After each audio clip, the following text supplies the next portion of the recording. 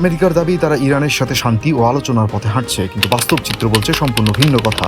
ঘটনার শুরু ওয়াশিংটন থেকে। মার্কিন প্রশাসনের দাবি ইরানের সাথে তাদের ব্যাকডোর কনভারসেশন চলমান রয়েছে। এমনকি তারা বলছে ইরান নাকি যুক্তরাষ্ট্রের দেওয়া 15 দফার বেশিরভাগই মেনে নিয়েছে, কিন্তু এই দাবিকে সরাসরি মিথ্যাচার বলে উড়িয়ে দিয়েছে ইরান। দেশটির পররাষ্ট্র মন্ত্রণালয়ের মুখপাত্র পরিষ্কার জানিয়েছেন যুক্তরাষ্ট্রের সঙ্গে তাদের কোনো আলোচনাই হচ্ছে না, আর তাদের দেওয়া শর্তগুলো এতটাই চরমপন্থী যে দেশের সার্বভৌমত্ব বিসর্জন দিয়ে তা মেনে নেওয়া অসম্ভব। তাহলে প্রশ্ন হলো, কেন এমন মিথ্যা দাবি করছে যুক্তরাষ্ট্র ও ট্রাম্প প্রশাসন?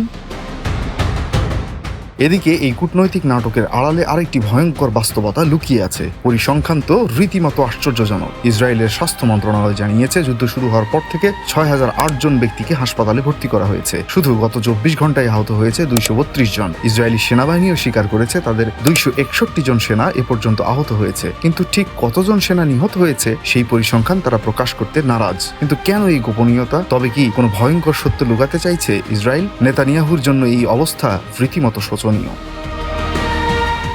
আর এই রক্তপাত শুধু এক জায়গায় সীমাবদ্ধ নেই। ইসরায়েলি সেনাবাহিনী লেবাননের রাজধানী বৈরুতের দক্ষিণ শহরতলিতে অভিযান শুরু করেছে। এদিকে হিজবুল্লাহর রকেট ও মিসাইলের হামলায় কেঁপে উঠছে তেল আবিব সহ ইসরায়েলের কয়েকটি শহর। লেবানন, ইরান, এমনকি ইয়েমেন থেকেও ছুটে আসছে একের পর এক হামলা। ইসরায়েলের আকাশ প্রতিরক্ষা ব্যবস্থা আয়রন ডোম যেন একাই লড়ছে তিনটি ফ্রন্টে। তাহলে পুরো চিত্র কি দাঁড়ালো? একদিকে আলোচনার মিথ্যে আশ্বাস, অন্যদিকে হাজার হাজার মানুষ হতাহত হওয়া। সত্যিটা আসলে কি? যুক্তরাষ্ট্র কেন নিজেদের ব্যর্থতা ঢাকতে নাটক করছে? তবে কি এর ভেতরে রয়েছে আরো কোনো গভীর ষড়যন্ত্র? সত্য জানার জন্য মধ্যপ্রাচ্যের দিকে তাকিয়ে থাকতে হবে অগণিত উৎসুক মানুষকে। আরিফিন আল ইমরান, RTNN।